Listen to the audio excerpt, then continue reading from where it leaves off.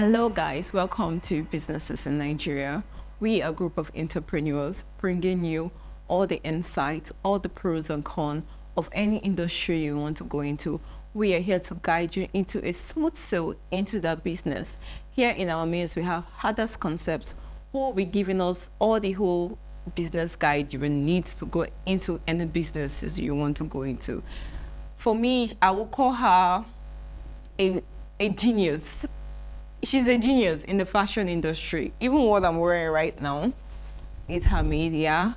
She made this lovely outfit. She has been into business for as long as I can remember, and it's an honor for us to have her right here in the studio. So, Hada Concept, thank you so much for honoring our invitation to be here right here. Thank you very much. It's an honor. I'm amazed at how which you have been in this industry like for so long. I can't even remember. It's been more than how many years? Okay. It's been how many years? Well, in the fashion industry, officially, we're almost like 10 years in the fashion industry. Wow. Yeah. That's like a lot of time. Mm. What did you do before starting a business in Nigeria? Like, what do one need before starting a business in Nigeria? Okay. For starters, before starting a business in Nigeria, first of all, you have to know what you're going into. For starters, you don't just wake up and, say, I want to start a business, and then you just start up. You have to, first of all, know what you want to go into. It has to be what you love. It has to be what you're passionate about. I don't just want to do business because my friend is doing that business. And I don't want to do business because I see my neighbor doing that business and my neighbor is doing well. Oh, that's the reigning business. It's trending. No, when it comes to business, you don't do that. You have to know what you want to do. You have to be passionate about what you want to do because... So your heart. Yeah. Why is it important to start a business? Well, it's actually very important to start a business because you cannot depend on one particular income.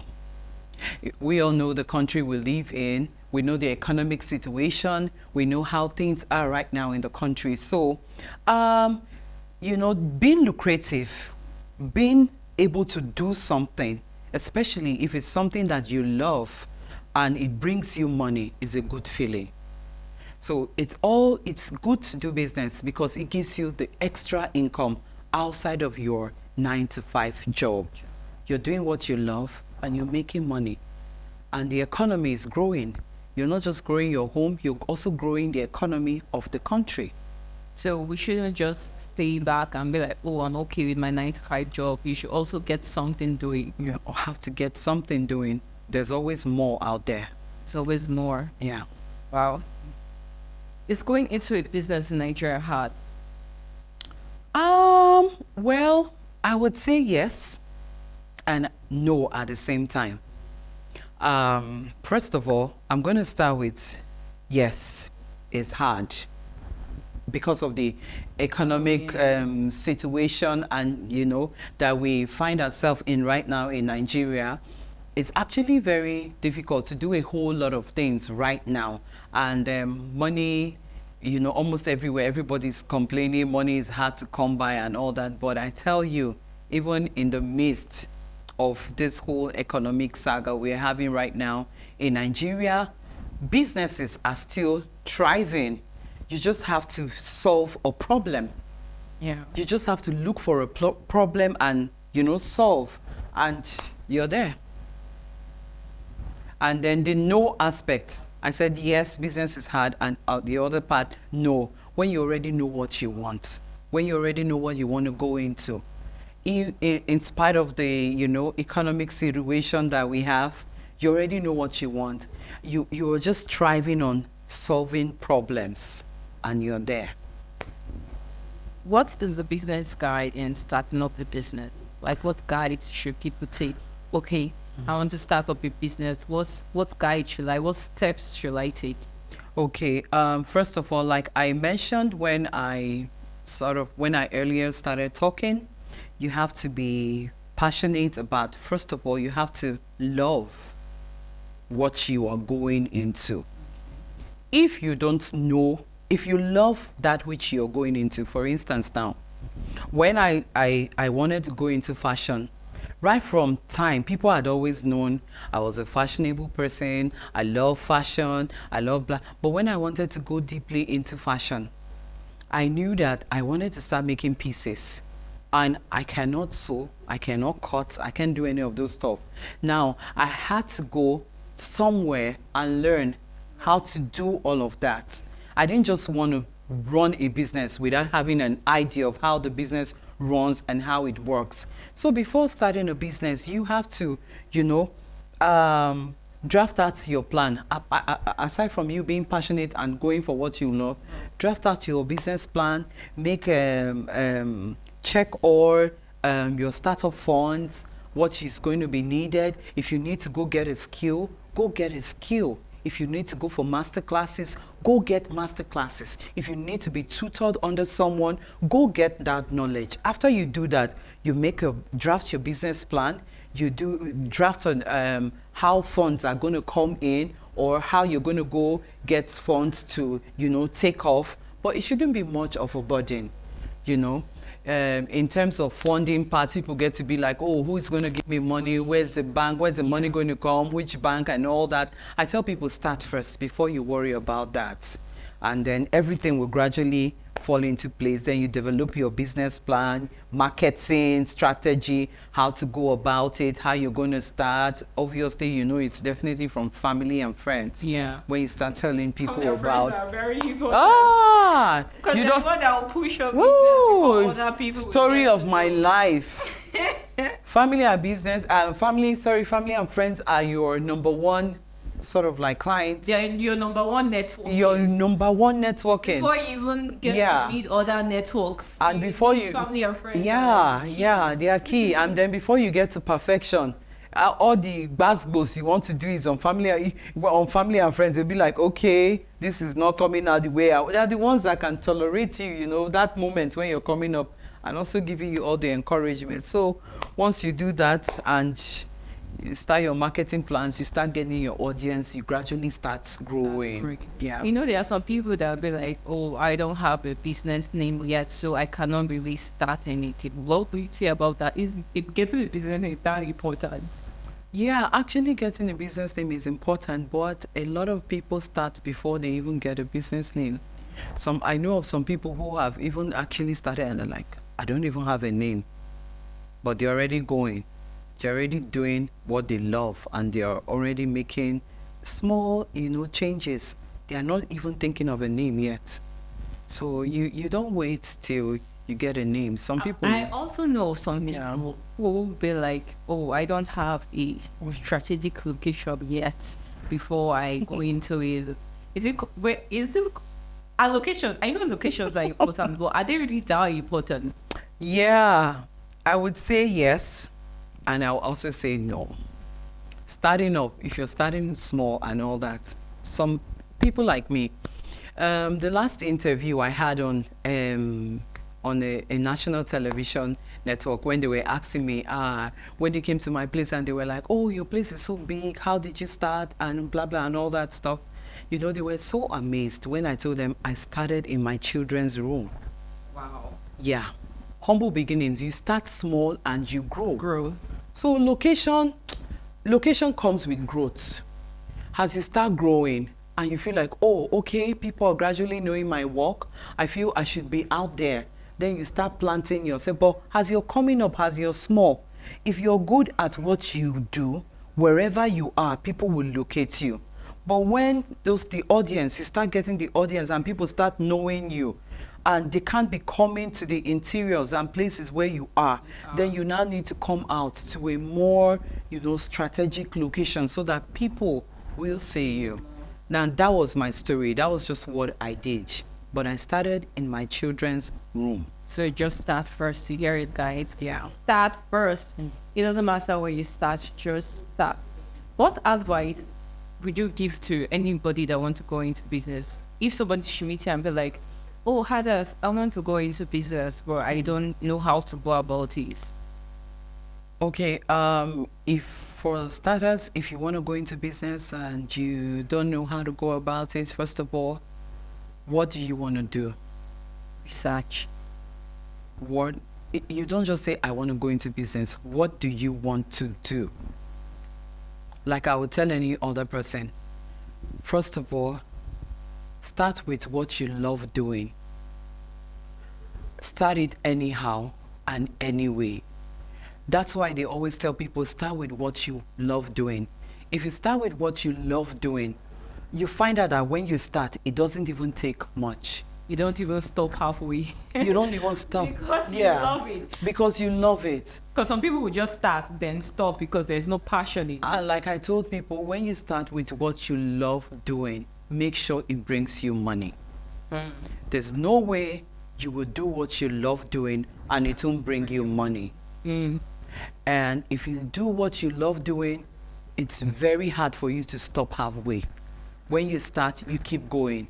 Some days when we have jobs and we work overnight, and when we get all the bantering and all that happens to us when we go for fashion shows. I remember one particular fashion show we went for and all that. It was so hectic and stressful to the extent we left some dresses we were supposed to give to people and then mixed up dresses, mixed up everything. Most of the VIPs that came, everybody was complaining, my dress doesn't fit. This is not the appropriate size for me. Are you sure you know what you're doing? Madam, are you sure you're supposed to do this job? It was a whole mix up. See, that period, I'm saying it very easy, but that period it was as if the ground should open and swallow me.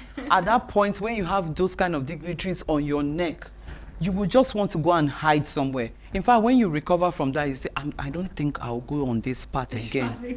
But if it's what you love doing, you keep on. You go. Whether in the rain, in the storm, you keep going. You don't stop. Do you have any marketing tips for us, Do you have any marketing tips? Okay, marketing tips. Okay, in my field and in my line, first of all, I'm going to say do a clean job. Okay.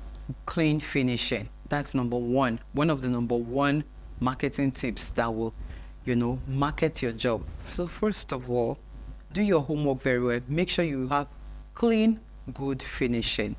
Something people will know you with. Something like this. Yeah, that's what I'm talking about. So something people would know you with and they'll be able to talk about it. They'll be like, you want this kind of finishing and all this type? That's your first marketing, your clients. When they see what you do, oh, they are your, what's the word I'm going to use again? They are your megaphone. They are going to shout your words to anyone that cares to listen. Oh, you want this kind of finishing? Oh, you want this kind of dresses? That's the place to go to. So first of all, work on your craft and your finishing. Yeah. Like know your strengths. Know your strengths, know your weaknesses. For me, I feel like when you know your strengths, you know your weaknesses, you can adventure into it.